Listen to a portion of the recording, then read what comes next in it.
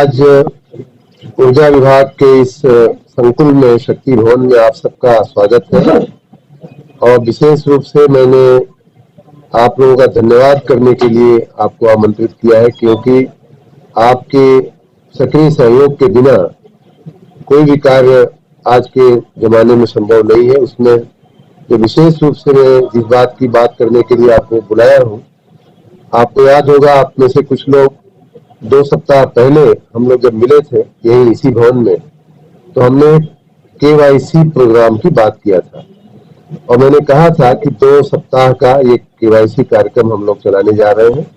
उसमें know your customer, उपभोक्ता की पहचान और उपभोक्ता के विषय में जो जानकारी है उसको अद्यतन करने का अभियान था।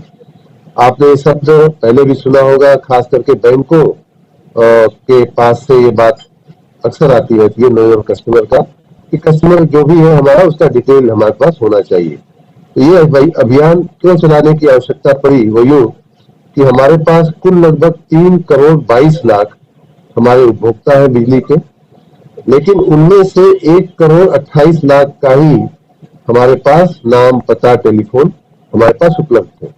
बिलिंग नंबर था, मीटर नंबर था, लेकिन उसको व्यक्ति का शायद सही नाम भी हमारे पास नहीं था, उसका टेलीफोन नंबर नहीं था। टेलीफोन नंबर जहां थे वहां भी मुझे बताया गया जो 1 करोड़ 28 लाख उपलब्ध माने जाते थे, उसमें भी सही टेलीफोन नंबर बहुत कम लोगों का था। लगभग 30-40% का ही सही टेलीफोन नंबर था। बाकी लोगों ने कनेक्शन लेते समय कुछ भी नंबर डाल दिया, बाद में वो बदल गया होगा। कई लोगों ने जल्दी में 999999 करके आंकड़े पूरे कर दिए। इस तरह के नंबर हमारे पास थे जो अनुपयोगी थे। तो उसके दृष्टि में कई बार हम लोगों ने प्रयास किया, लेकिन हुआ नहीं। तो पिछले 2 सप्ताह से हम लोगों ने ये प्रयास शुरू किया और मुझे बताने में बड़ा आनंद हो रहा है कि तब तक का जो 1 जनवरी तक का जो हमारा फिगर था 1 करोड़ 28 लाख केवाईसी का हमारा जो आंकड़ा था, उसके सापेक्ष इन 15 दिनों में 1 करोड़ 57 लाख लोगों ने केवाईसी कराया। मतलब पहले जो उपलब्ध था उससे भी ज्यादा। और इस प्रकार लगभग हम 89-90% हम अपने कस्टमर्स के पास अब पहुंच गए हैं। हमारे पास डेटा आ गया है। अभी मैंने यहाँ आने के पहले अपने सभी डिस्कॉम के एमडी और सभी अधिकारियों से बात किया, कहाँ कम काम हुआ है, कहाँ ज्यादा काम हुआ है, उस पर भी हमने उनका ध्यान आकर्षित किया और सबसे कहा है कि आप प्रयास करिए कि इस महीने के अंत तक हम लगभग 3 करोड़ 22 लाख पहुंच जाए। जो हमारा 90% हुआ है वो 100% हमें कर लेना है। कोई भी किसी भी प्रकार का इसमें कोई कारण नहीं है कि लोग अपना टेलीफोन नंबर न दें। और जहां टेलीफोन नंबर नहीं है, हो सकता है कि हमको कुछ एमडी ने बताया कि कई लोग अपना घर बंद करके चले गए हैं, दुकान थी तो दुकान बंद चल रही है। ऐसे भी परिस्थितियां होंगी जिसकी वजह से कुछ बाकी कस्टमर रह जाते हैं। ये तो खैर हमेशा परिस्थितियां रहती है, लेकिन इस महीने के अंत तक हम 100% केवाईसी के दिशा में आगे बढ़ रहे हैं। साथ ही हम इसी के साथ हम अब एक नई व्यवस्था इस राज्य में शुरू करने जा रहे हैं, जो पहली बार हो रहा है। वो ये कि 100% बिजली के उपभोक्ताओं को जैसे ही बिल जनरेट होगा, जैसे ही उनका बिल बनेगा, वैसे ही उनके टेलीफोन पे अलर्ट जाएगा। उनको उनके बिल का अमाउंट और ड्यू डेट, कम से कम मिनिमम जो जानकारी होती है, इस महीने का आपका बिल इतना है और इसको भरने की तारीख, अंतिम तारीख या ड्यू तारीख ये है, तो आप कृपया करके भर दीजिए। ये जैसे ही बिल जनरेट होगा वैसे ही उस व्यक्ति को, कस्टमर को हम टेलीफोन पे मैसेज भेजेंगे। उसके बाद मैंने कहा है कि जैसे ही ड्यू डेट जो है उसके 3 दिन पहले से 3 दिन लगातार रोज मैसेज जाना चाहिए टेलीफोन पे कि आपका ड्यू डेट नजदीक आ रहा है, आपका ड्यू डेट अब 2 दिन बचा है, आपका ड्यू डेट अब 1 दिन बचा है, अब आपका ड्यू डेट 0 दिन बचा है। इस तरह से करके ड्यू डेट के पहले 3 उसको अलर्ट जानी चाहिए। उसके बाद भी अगर ड्यू डेट तक वो नहीं भरते हैं, बिल नहीं जमा होता है, तो कुछ दिन का ग्रेस पीरियड देने के बाद 1 सप्ताह के अंदर फिर से 3 मैसेज जाए उनको कि भाई आपने बिल नहीं भरा, अब आपका कनेक्शन कट सकता है। अगला जाए अब आपने बिल नहीं भरा, आपका कनेक्शन कटने की संभावना है, और अगला जाए कि अब कभी भी कर सकता है। तो इस प्रकार से हम उपभोक्ता को, जो एक शिकायत थी कि आप बिना बताए कई बार बिल भी आपने नहीं भेजा, फिर भी आप आकर के बिजली काट देते हो, तो उपभोक्ता को तकलीफ पड़ती है। और कई बार ऐसा भी होता है कि जिसने बिल नहीं भरा उसका कनेक्शन काटने के लिए हमें जो जिसने बिल भरा है उसकी भी सप्लाई बंद करनी पड़ती है, क्योंकि शटडाउन लेना पड़ता है, पूरी पूरी लाइन बंद करनी पड़ती है, तब जाकर के भी वो एक आदमी का कनेक्शन कटता है। फिर वो जमा कर देता है तो फिर जोड़ने के लिए फिर से हमें शटडाउन लेना पड़ता है।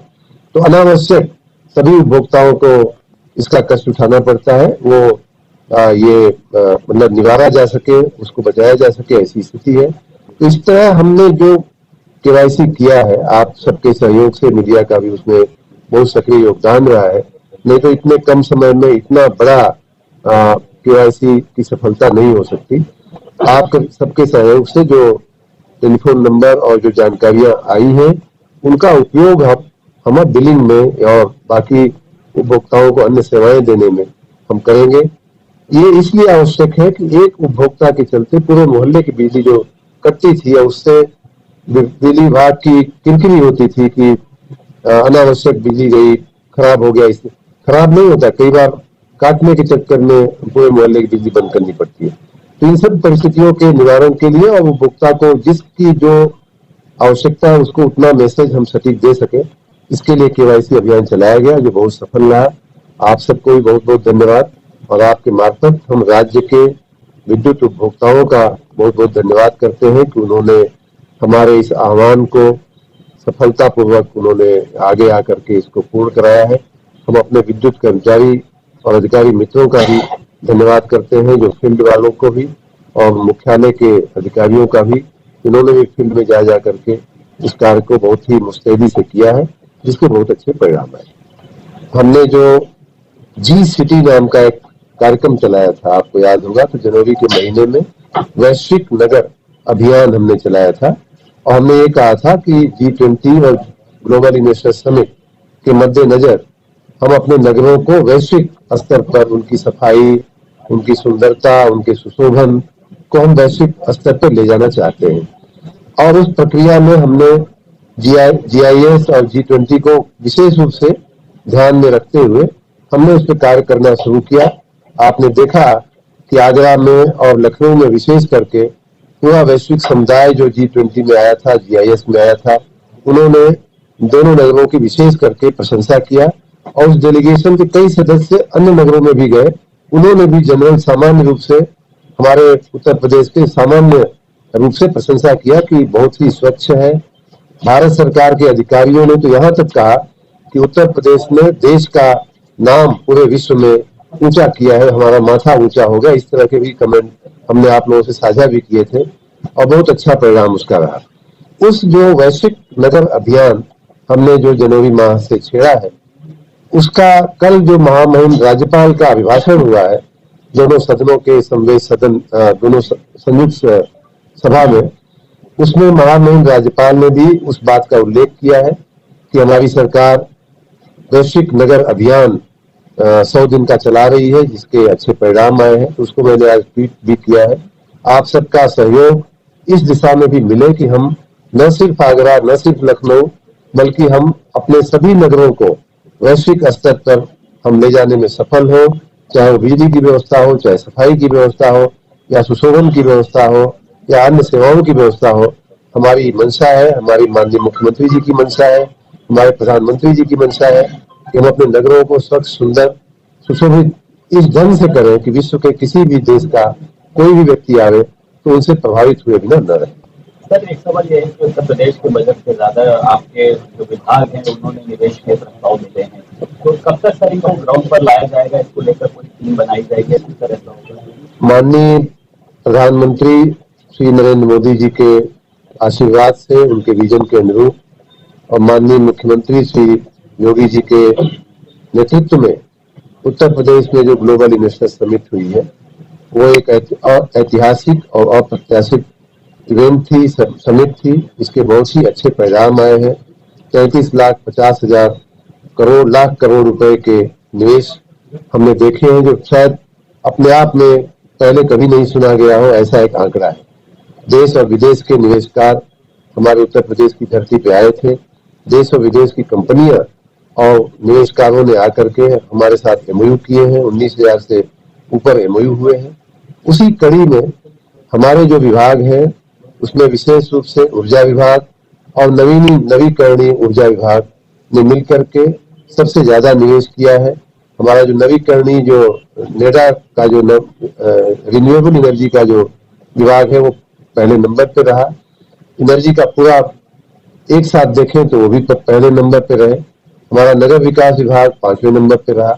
इन दोनों विभागों ने मिलकर के लगभग 10 लाख करोड़ रुपए का हमारा राज्य में निवेश आकर्षित किया है। मैं सभी अपने मित्रों से, अधिकारी मित्रों के साथ हमने इस विषय पे ऑलरेडी 2-3 राउंड बैठक कर लिया, 2-3 राउंड चर्चा भी कर लिया। निवेशकारों को हमारे धन्यवाद पत्र भी जा चुके हैं।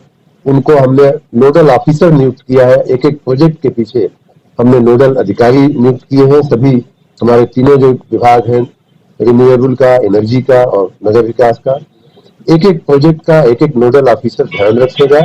और हमारी तैयारी है, हमारी मंशा है कि जितनी चिंता उस निवेशकार को है उससे ज्यादा चिंता हमारे अधिकारी करें। इस प्रकार की बात हमने कहा है और मैं आशा रखता हूं कि हम दोनों के संयुक्त प्रयास से, सरकारी अधिकारी, सरकार और जो निवेशकार है उनके संयुक्त प्रयास से ये जो निवेश के प्रस्ताव है बहुत जल्दी धरातल पे उतरेगा। दूसरी बात हमने देखा, यह भी एक अनुभव बहुत अच्छा आया है कि मैं सिद्धार्थनगर गया था अपने प्रभारी जिलों के की मुलाकात के क्रम में। वहां भी निवेश को लेकर के, ग्लोबल इन्वेस्टर समिट के निवेश को लेकर के उतना ही उत्साह है जितना राज्य स्तर पे है। तो मैं मानता हूं कि सिद्धार्थनगर जैसे आकांक्षी जिले में भी, जो पिछड़े जिले हैं उनमें भी निवेश को लेकर के बहुत ही उत्सुकता है, बहुत ही उत्साह है और इसके अच्छे परिणाम राज्य के नागरिकों की रोजगारी के लिए की दृष्टि से, राज्य में इंफ्रास्ट्रक्चर के विकास की दृष्टि से, हमारे माननीय मुख्यमंत्री जी की जो मंशा है राज्य की अर्थव्यवस्था को $1 ट्रिलियन की अर्थव्यवस्था बनाने के लिए, तो उस दृष्टि से माननीय प्रधानमंत्री जी की जो मंशा है देश को $5 ट्रिलियन की अर्थव्यवस्था बनाने की, तो उस दिशा में और अल्टीमेटली जब 100 साल का हमारा भारत देश का, स्वतंत्र भारत का जो समय होगा उसमें हम विकसित राष्ट्र बने, विकसित देश बने, उस दिशा में भी ये एक बहुत महत्वपूर्ण कार्य हुआ है ग्लोबल इन्वेस्टर समिट का। उत्तर प्रदेश के सभी नागरिकों को, सभी निवेशकारों को, सभी अधिकारियों को, कर्मचारियों को और आप सब मीडिया के मित्रों को भी हमारी बहुत बहुत शुभकामनाएं, बहुत बहुत धन्यवाद इस कार्य में सहभागी होने।